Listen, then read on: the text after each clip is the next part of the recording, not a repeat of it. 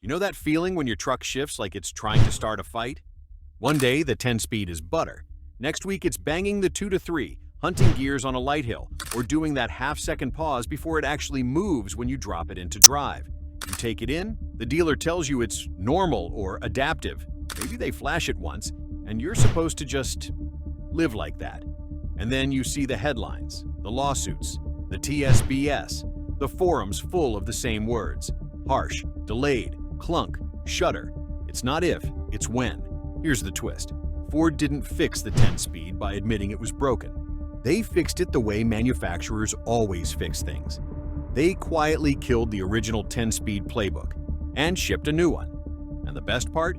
The 2026 fix isn't some magical unicorn transmission you can only get by buying a brand new truck. A huge chunk of it is calibration philosophy, adaptive strategy, and service procedure, meaning you can force a lot of that improvement onto the 10-speed you already own, if you stop letting it get serviced like it's a 1999 4-speed. Tonight I'm going to walk you through 3 things. What was actually wrong with the original 10-speed behavior? What Ford changed that makes the newer 10-speed feel like a different animal? And the exact 2026 fix playbook that works on yours, starting with what to say at the service counter so you don't get brushed off. Because this isn't about a gear count. It's about whether your truck feels like a confident tool or a nervous intern. Let's name the villain early. The villain is not 10 speeds are bad. The villain is the original tuning philosophy ultra-early upshifts for MPG, constant hunting to stay in overdrive, and then aggressive multi-gear downshifts when you ask for torque. That creates 3 problems you can feel in your spine. 1. It lugs. Low RPM, light throttle, converter strategies that try to be too clever, until you touch the pedal and it panics. 2. It hunts, especially on gentle grades, bigger tires, headwinds, towing, or just any real-world driving that doesn't match the EPA test cycle. 3. It relies on adaptive learning to hide compromises, which sounds great. Until the adaptives drift, the fluid ages, or somebody services it wrong. Then every shift becomes a guess. And once it's guessing, you get the classic symptoms. Bangs on 1 to 2 or 2 to 3. Flares where revs jump before the gear catches. Delayed engagement into drive or reverse. Weird coast-down bumps right as you roll to a stop. Now here's the part most owners don't realize. Ford has literally published fixed paths that are basically a confession. In their own service bulletins for 10R80 harsh delayed shift conditions, the fix isn't tell the customer it's normal. The fix is reprogram strategy and then perform an adaptive learning drive cycle, sometimes alongside valve bodywork. Read that again. They are telling techs the transmission has to be put through a structured relearn to shift correctly. And if you've ever had your fluid changed at a quick lube and then your truck started shifting like it's possessed, congrats, you found the trap. Because these transmissions don't just want clean fluid.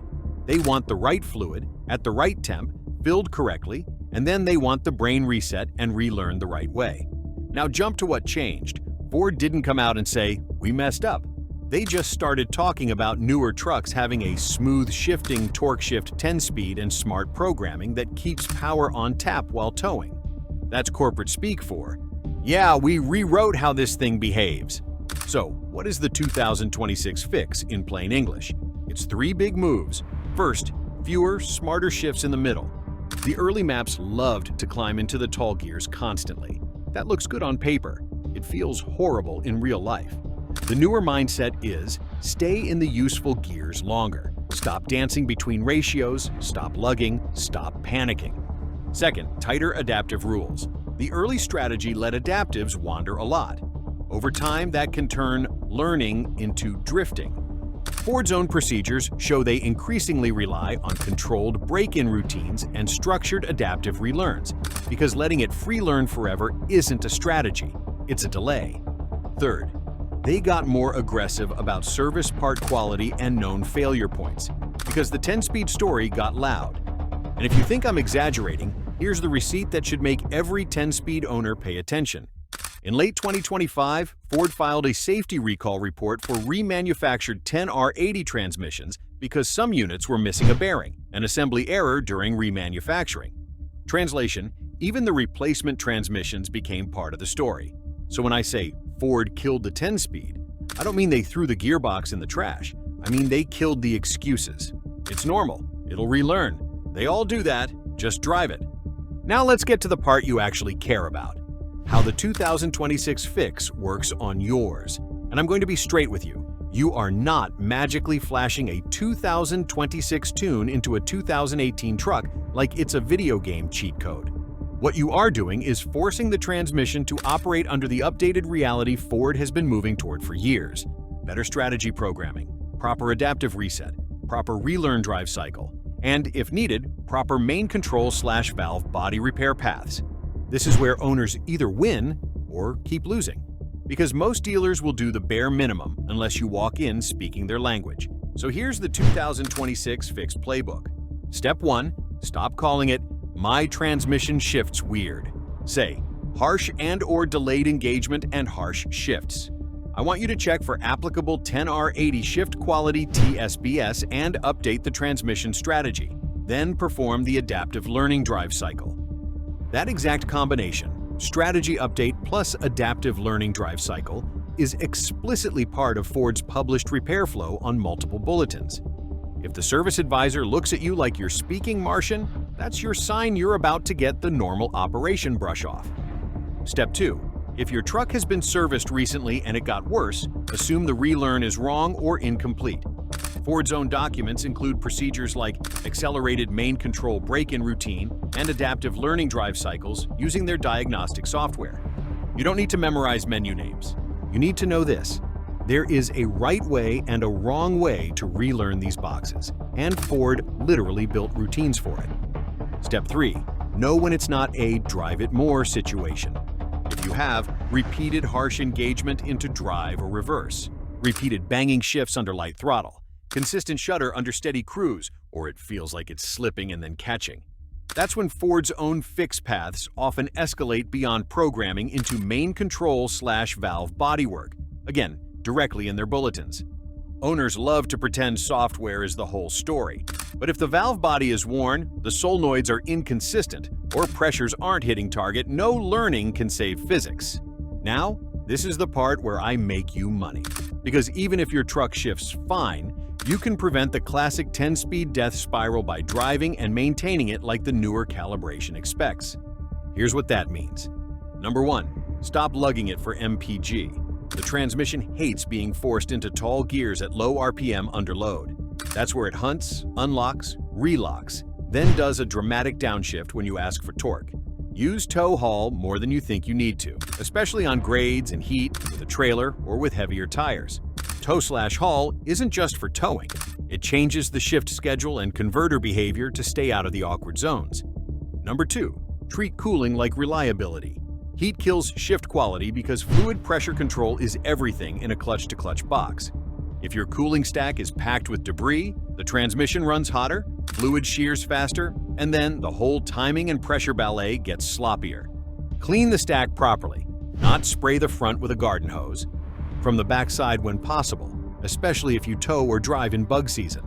Number 3. Service intervals that match reality, not marketing.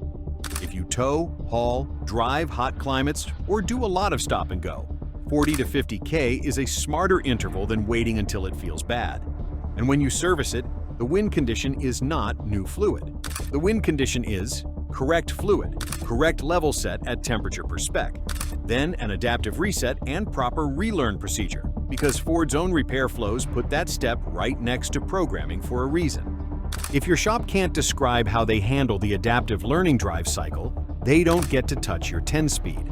Now let's talk about the elephant in the driveway. What if mine already got replaced? Then you need to know about the Riemann story. Because Ford's late 2025 recall documentation explains a defect tied to certain remanufactured 10R80 service transmissions, missing a bearing, where the remedy is inspection and, if affected, replacement. So if you had a Riemann 10R80 installed as a warranty replacement in the affected time window and your truck is acting strange, you don't just live with it. You ask, is my vehicle involved in the Riemann 10R80 recall? Can you check my VIN and the service part history? Because that's not vibes, that's paperwork. Now I'm going to land this plane with the cleanest version of the message. Ford didn't fix the 10-speed by changing the number on the badge. They fixed it by changing how it's allowed to behave. More decisive gear holding, smarter load management, tighter relearns, more formalized break-in routines, and you can steal a huge chunk of that fix if you stop letting your truck get treated like they all do that. So here's your 2026 fix checklist. Save this, screenshot it, read it to the service desk if you have to. Ask for applicable 10R80 shift quality TSBS and request the latest transmission strategy programming. After any programming or fluid service, insist on the adaptive learning drive cycle being performed correctly. If symptoms persist, understand Ford's documented repair flows can escalate to valve body/main control work, plus relearn routines. Drive like the new calibration expects. Stop lugging. Use tow haul on grades and heat. Reduce hunting. Treat cooling and fluid life like reliability insurance, not an afterthought. If you ever had a Riemann 10R80 installed, check for recall involvement and don't ignore weird behavior. There are documented issues tied to certain Riemann service units. That's the war. Not is a 10-speed good. Not my buddy's shift's fine. The war is whether you own the transmission or the transmission owns you. So tell me in the comments, what truck do you have, what year, and what's your worst 10-speed behavior? 2 to 3 bang, coast down clunk, delayed drive engagement, shudder? And if you want the next video, I'll do the part nobody does. How tires, axle ratios, and towing weight push the 10-speed into its ugly zones, and how to keep it out of them without spending rebuild money. Because the 2026 fix isn't magic. It's just the first time Ford started acting like the 10-speed has to work in your driveway, not just on a test cycle.